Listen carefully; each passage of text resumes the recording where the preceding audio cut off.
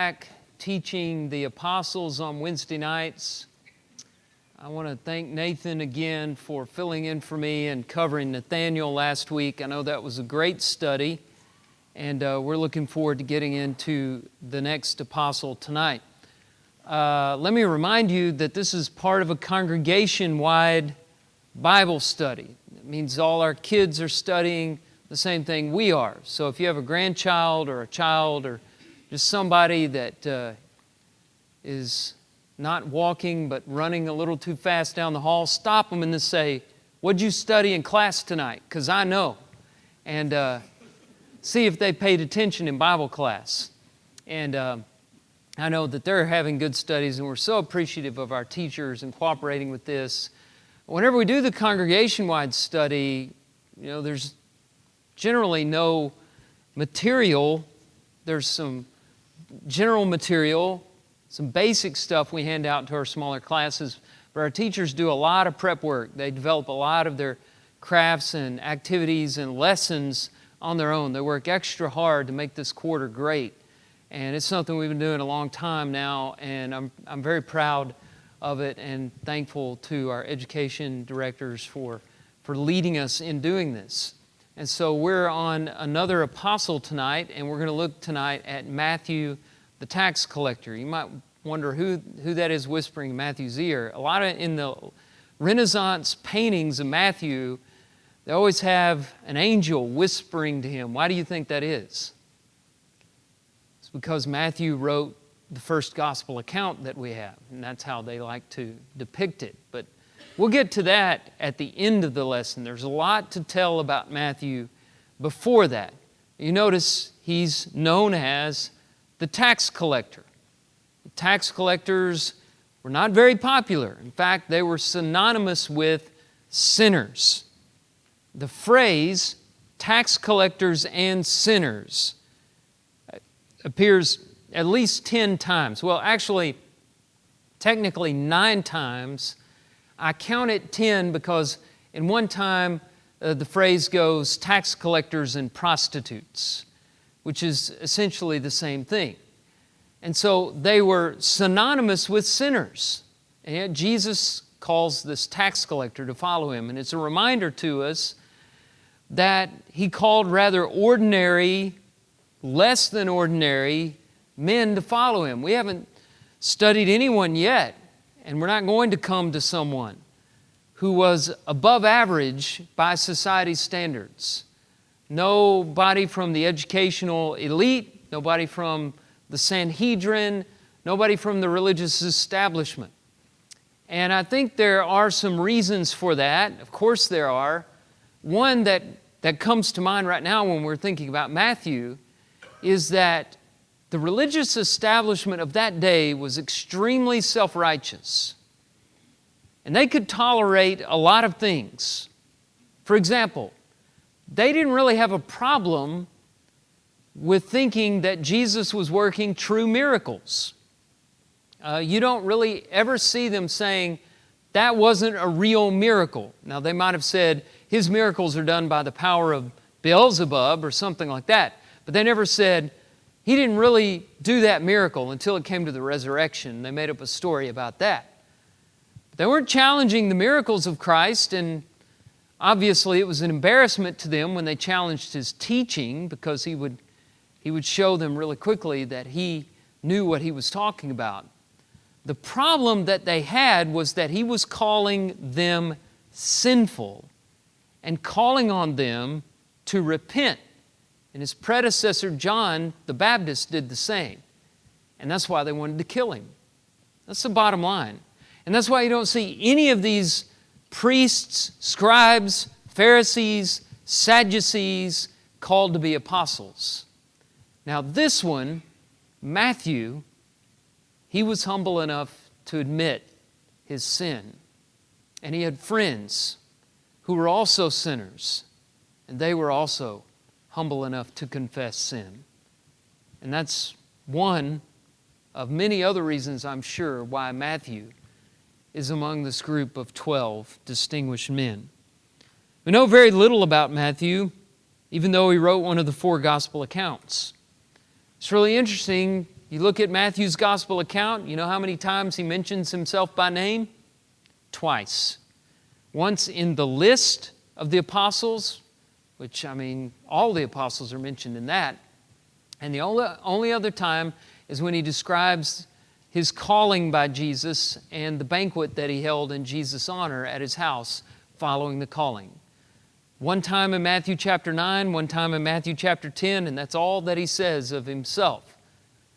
Yet, we can learn a lot about Matthew just knowing he was a tax collector, and we can learn a lot from his gospel account and from the things that are recorded in Matthew, Mark, and Luke. And that's what we're going to look at tonight. Just several things that we can pull together. Here's the first one. We'll start with the most obvious point. His occupation, he was a tax collector. Tax collectors were these wealthy investors. They would buy franchises from the Roman Empire to collect taxes on behalf of Rome in one province or another. Matthew's booth was located in Capernaum, which was in the province of Galilee, the jurisdiction of Herod Antipas. That's where Matthew was, which was very near to where Jesus and the others were raised that we've talked about so far. And he was a tax collector. Some of your translations have the word publican. The Greek word is telenes, and the King James chooses to go with this Latin term publican, which tells us a little bit about what the occupation is. I think we can understand tax collector pretty well, but publican shows the relationship between this person and the public's purse.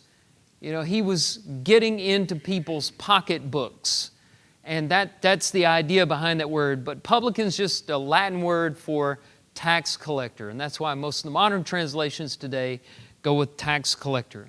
They were, of course, among the most hated people, if not the most hated people, in Judea. And there are two reasons that are very well known for this.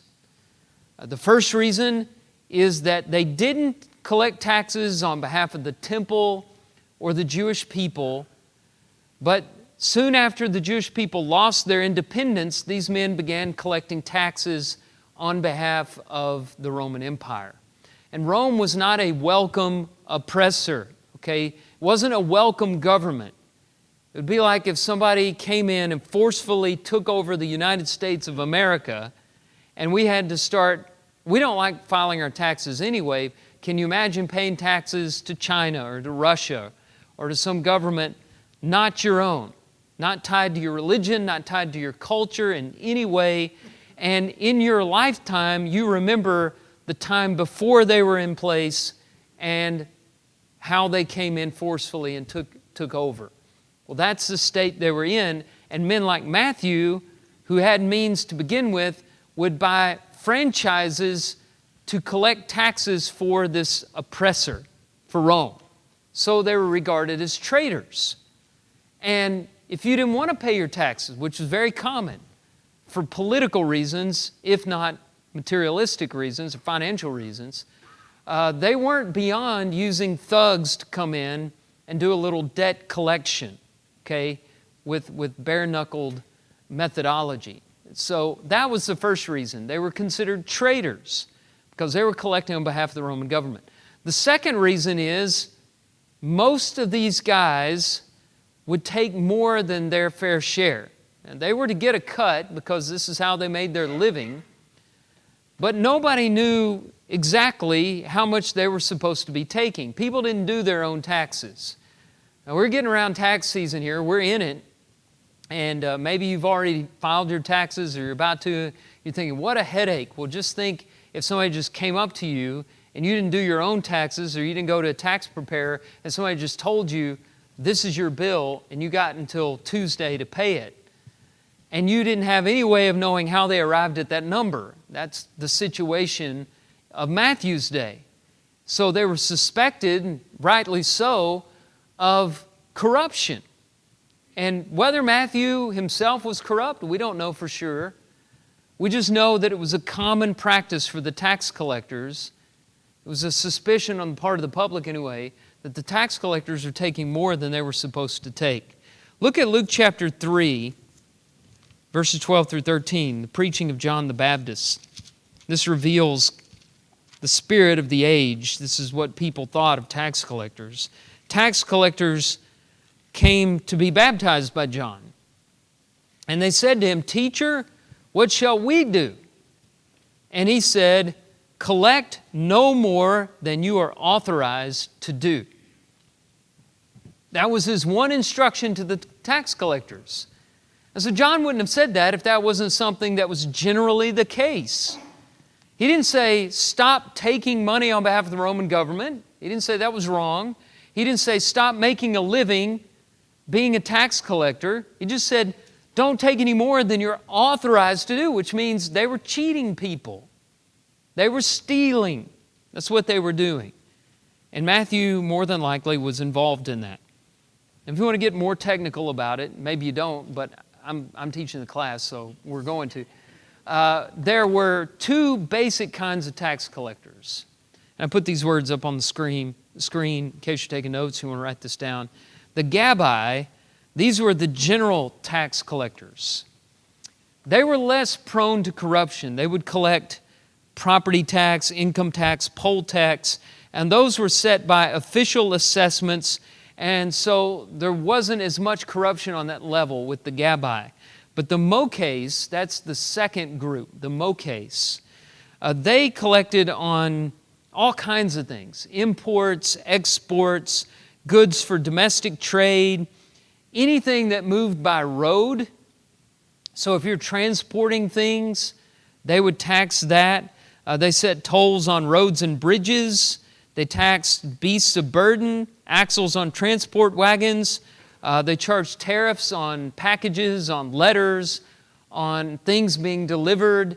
So there was a lot of subjectivity with the Mokhes. And there were two kinds of Mokhes, okay? There were the great Mokhes. I don't know the plural form of this. Mokheses, the great Mokhes. Great Mokheses didn't do face-to-face interaction with the people. An example of one of these would be Zacchaeus. Do you remember when Zacchaeus is introduced in Luke chapter 19? We'll look at Zacchaeus a little bit in a moment. He's called a chief tax collector. He was extremely wealthy, and he bought this big franchise that required him to hire people under him to go do the face-to-face work with the people. He probably hardly ever came into contact with the people that he was taking money from. He would pay other people to do that. So that was the great Mokhes. And then those under him were people like Matthew. And we know Matthew belonged to that class because in Matthew chapter 9, verse 9, and in Luke 5, and in Mark's account about Matthew, it says that he was sitting at his tax booth whenever Jesus came to him in Capernaum and called him to follow him. So these were the guys that felt the resentment. Zacchaeus probably got it much in the same way that a celebrity that's on hard times would get it. You know, it might pop up in his Twitter feed, but if he wanted to get away from it, he could get away from it. But every day, Matthew sat in that tax booth and he was spat at, he was yelled at, he was screamed at, he got looks. People hated him personally. And I think that's enlightening. It tells us a little bit about him. Now, you think you read about a lot of tax collectors in the gospel accounts, but really only 3 appear in the gospel accounts. Now, there are references to tax collectors in general, like we just read from John. So you have hundreds maybe represented, but only 3 are designated, and of course one is Matthew, and the other one we mentioned, Zacchaeus in Luke 19, and then one appears in one of the Lord's parables of all places, not as the villain, but as the hero in Luke chapter 18. I want to look at these 2 examples in Luke just to shed some more light on tax collectors before we get into Matthew anymore. Now, Zacchaeus was in Jericho. This is Luke 19, beginning in verse 1. Jesus enters Jericho and was passing through. There was a man named Zacchaeus. He was a chief tax collector and was rich. So he was the great Mokase. He had the franchise and he had people working for him. So he had free time to go and listen to teachers like Jesus. But he had a problem. He was seeking to see who Jesus was, but on account of the crowd, he couldn't because he was small of stature. So he ran on ahead and climbed up into a sycamore tree to see him, for he was about to pass that way. And when Jesus came to the place, he looked up and said to him, Zacchaeus, hurry and come down, for I must stay at your house today. So he hurried and came down and received him joyfully. And when they saw it, they all grumbled. He has gone in to be the guest of a man who is a sinner. You see how closely aligned the terms tax collector and sinner are. Zacchaeus is a tax collector, therefore he is a sinner. There's no, maybe, maybe not. Maybe he's a just man. No question about it in the hearts of the public. And Zacchaeus stood and said to the Lord, Behold, Lord, half of my goods I give to the poor, and if I have defrauded anyone of anything, I restore it fourfold. That may be an admission of guilt. Some argue on behalf of Zacchaeus that he wasn't saying that he had defrauded anyone. I lean towards, why would he say that if he hadn't been doing it? So I think he probably was, but he's ready to give up half of his wealth. This is a rich man. It's harder for a rich man to give up half his wealth than for a poor man to give up half his wealth. Generally speaking, he's ready to restore what he has stolen fourfold, which is a requirement of the law of Moses. And so Jesus says to him, Today salvation has come to this house, since he also is a son of Abraham. Similar to what he will say later when we get to the banquet at Matthew's house, he ends this way. The Son of Man came to seek and save the lost. He's trying to drive home with these tax collectors this very simple, but for some reason hard to grasp idea, even for us today, that Jesus did not come to the earth to condemn the earth, because we already did that for ourselves. Everyone was already lost. When Jesus came, He came on a mission of salvation. And that's why He was going to the house of Zacchaeus. He wanted to save the man. He was already condemned. What help would it be for Jesus to go and condemn him some more? So that's him. Now if you turn a chapter prior to this, you get the third tax collector, who is maybe a fictitious character. Maybe he was a real character. We don't know. Jesus told his story. He's not called by name in Luke 18:10 and following. Isn't it interesting that these are all in Luke? Luke's the only Gentile author of the gospel accounts. He's the only Gentile author in the whole Bible, Old and New Testaments. And so Luke knew what it felt like to be an outsider. And he seems to tell the stories of the marginalized more so than Matthew, Mark, and John do.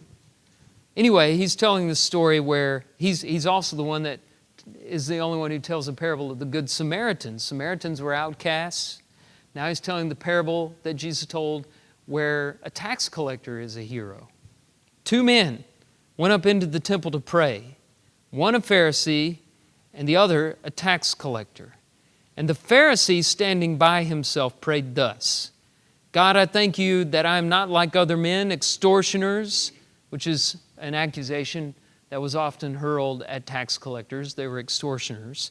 Unjust, adulterers, or even like this tax collector. I fast twice a week. I give tithes of all that I get. Now here's the contrast. But the tax collector, standing far off, would not even lift up his eyes to heaven, but beat his breast, saying, God, be merciful to me, a sinner. And Jesus says, I tell you, this man went down to his house justified rather than the other. For everyone who exalts himself will be humbled, but the one who humbles himself will be exalted. Now, both of these men are praying by themselves. There's a huge difference in why they're by themselves. Now, go back up to the Pharisee, verse 11. He's standing by himself and prays thus. Another way to translate that, and some of you may have a Bible that translates it this way, is that he was praying to himself. Or praying, to be more exact, the literal rendering is he's praying with himself. He's by himself because he's the only one he cares about. Not even God is important in this prayer. He addresses the Lord with his voice, but Jesus says he's praying with himself. He's praying to himself. He's just giving a soliloquy, and he doesn't care if he has an audience or not.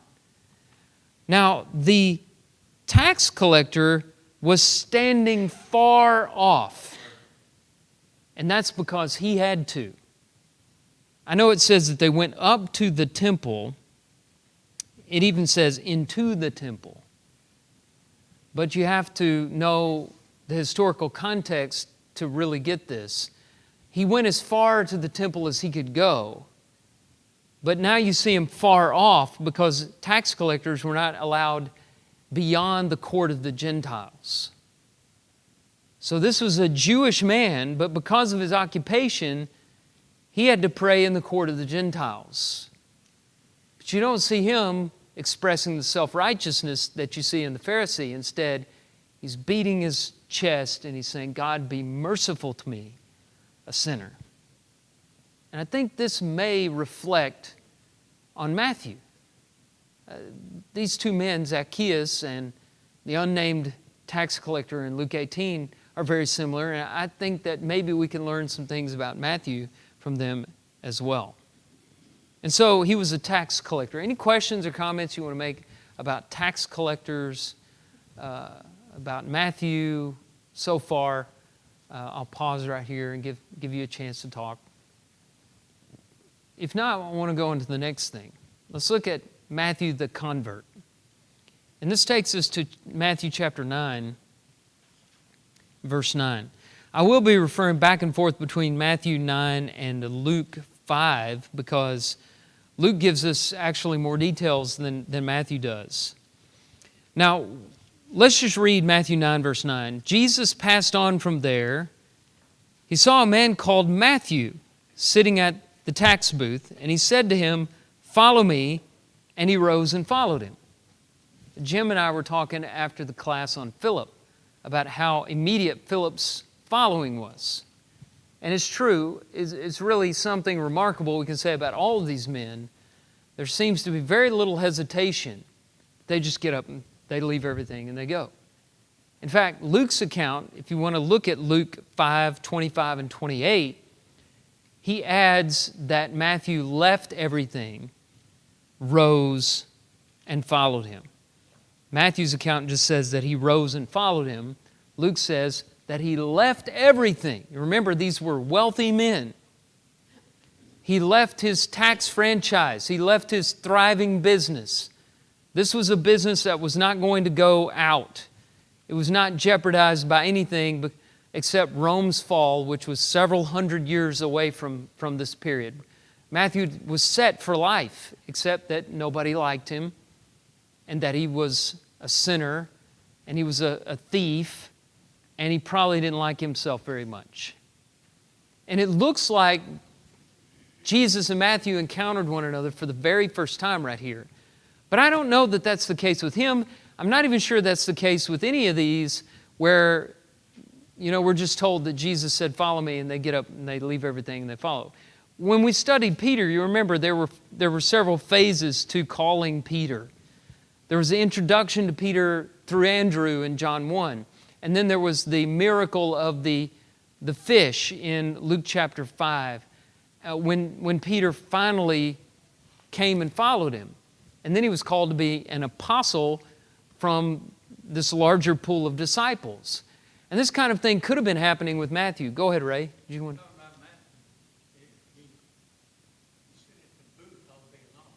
Mm-hmm. So you heard about the miracle. Yeah, people were talking, right? He knew about the miracle. That gave him a nodding. That made him I agree with that.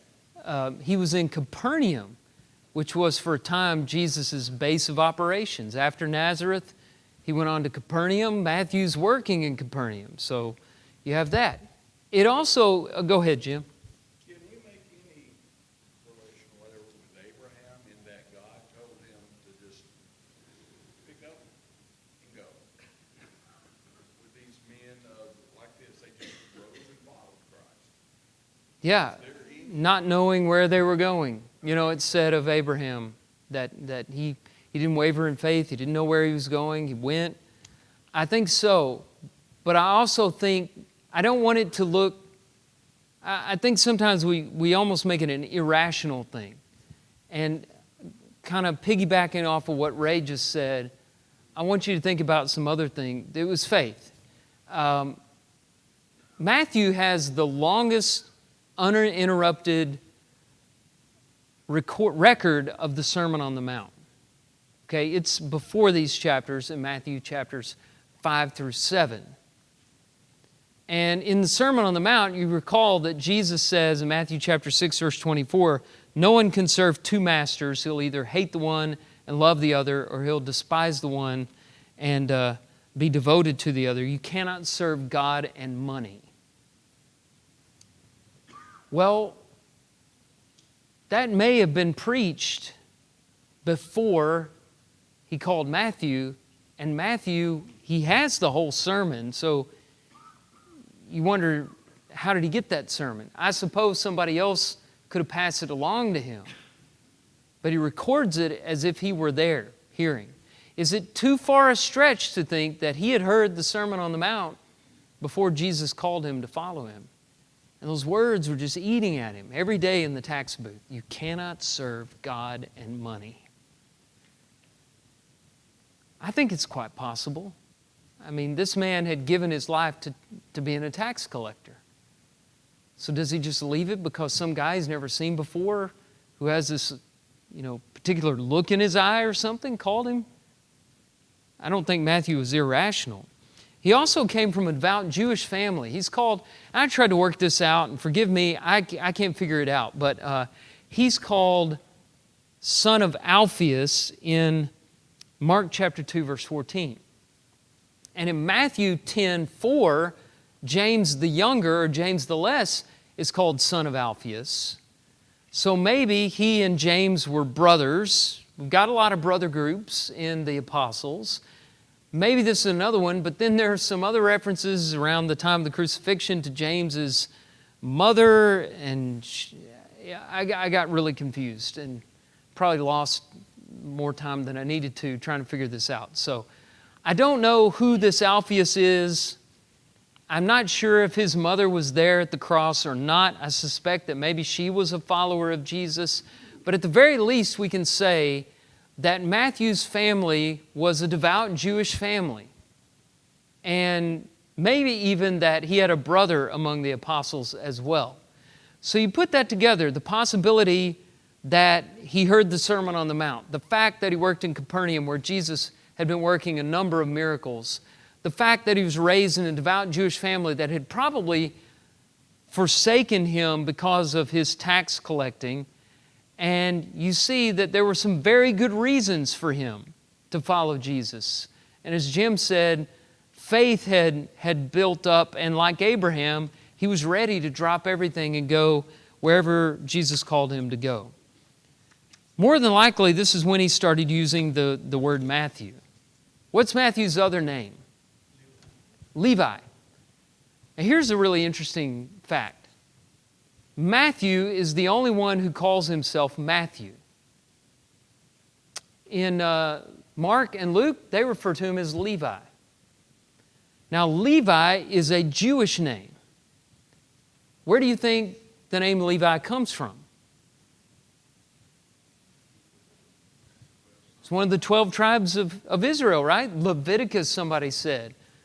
What's special about the tribe of Levi? It's where the priests come from. Levi is an honorable Jewish name. Matthew is a Greek name. And Matthew always pairs the Greek name Matthew with the tax collector. Now, we have a lot of dual-named apostles. The list is growing, right? Last week, Nathan, I hope you did this, Bartholomew and Nathaniel, same person? Okay, we agree. Good. Then you've got Peter, is Simon. And so you see this happening more and more and more. Simon Peter, Nathaniel, Bartholomew, Matthew, Levi. And in some cases, there's some real significance to it. Saul and Paul later. Okay, Matthew seems to be connecting this name change to his conversion much in the same way that Saul did when he became Paul. But why? He didn't flip over to Levi. He went probably from Levi to Matthew. And Mark and Luke don't seem to want to refer to him as Matthew, the tax collector. Just Levi. They're showing respect to him, but Matthew is wearing that designation as a memorial to the transformation that occurred in his life. You see, I think that he chose to call himself that to just so people would say what we always say about Matthew. You know, Jesus changed a tax collector. And I don't know if we'd be struck with that as much if Matthew didn't bring that to our attention the way that he did after his conversion. And so, the conversion. Let's go on and look at another aspect of his life. The banquet.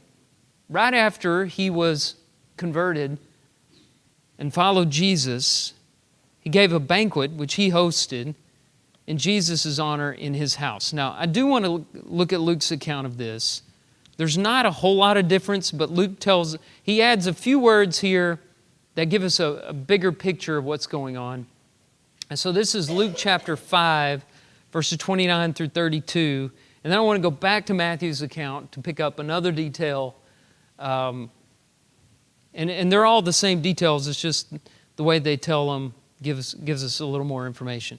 This is this is Luke chapter 5, beginning of verse 29. And Levi, notice he's calling him Levi. Levi made him a great feast in his house, and there was a large company of tax collectors and others reclining at table with them. Matthew doesn't tell us it's a large company or a big crowd. Luke tells us that. And the Pharisees and their scribes grumbled at his disciples. Why do you eat and drink with tax collectors and sinners? And Jesus answered them, those who are well have no need of a physician, but those who are sick. I've not come to call the righteous, but sinners to repentance. I'm running out of time. There's so much more I wanted to say about this, but there's one point that I've got to get in here, and then I want to look at the gospel account real quick. And basically what I want to say here is, with a lot of the apostles, after they're called, what's their first impulse? What's the first thing that they go and do? They go tell somebody, the person that's closest to them. But who's Matthew close to? The people he knew, which weren't, he didn't go get his brother. He didn't go get his mom and dad because they've disowned him. He didn't go to the synagogue and get people out of the synagogue. They won't let him in the synagogue. He gets tax collectors and sinners. He brings his friends. And they're not nice people,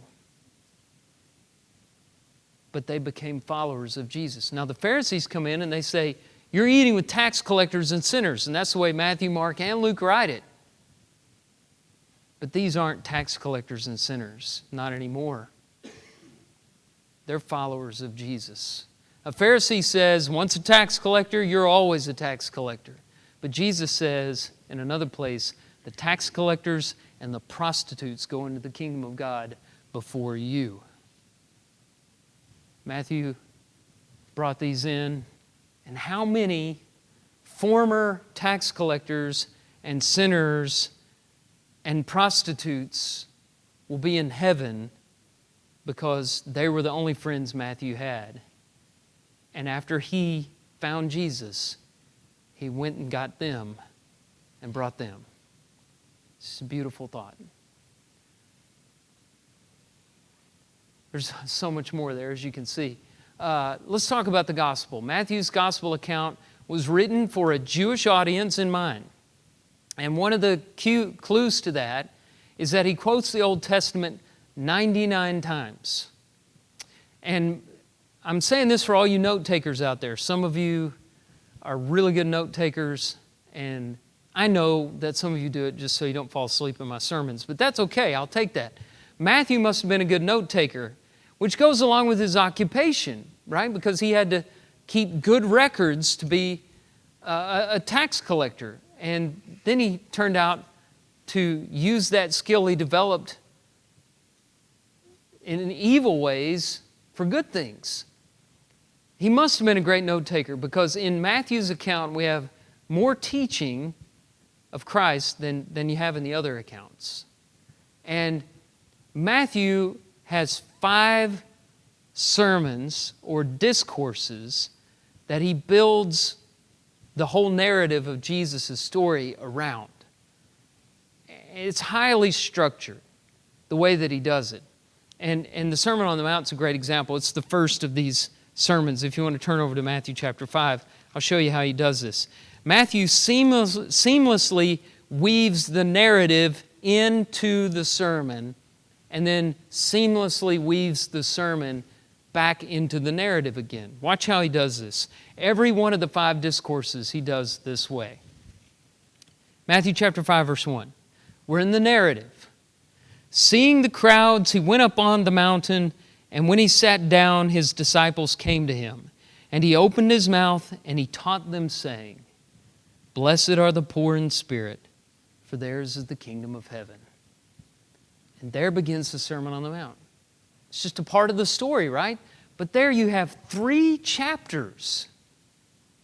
3 chapters of an uninterrupted sermon of Jesus. But Matthew hadn't forgot where he was. Look at the end of chapter 7.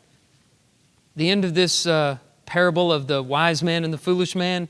Verse 27, the rain fell and the floods came and the winds blew and beat against that house, and it was fell, and great was the fall of it. And when Jesus finished these sayings, the crowds were astonished at his teaching, for he was teaching them as one who had authority and not as their scribes. When you get over to chapter 10, and he starts teaching the disciples about going out into the villages and bringing the gospel in the limited commission, same thing.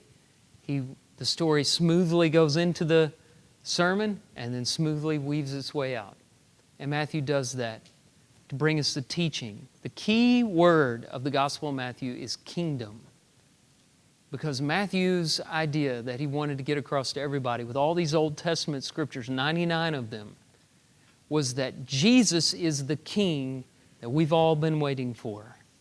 And I've found Him. And now I'm going to show you, writing to Jews with your Bible, that this is He, the Messiah, the Anointed One of God. And that's Matthew. Thanks for your participation tonight.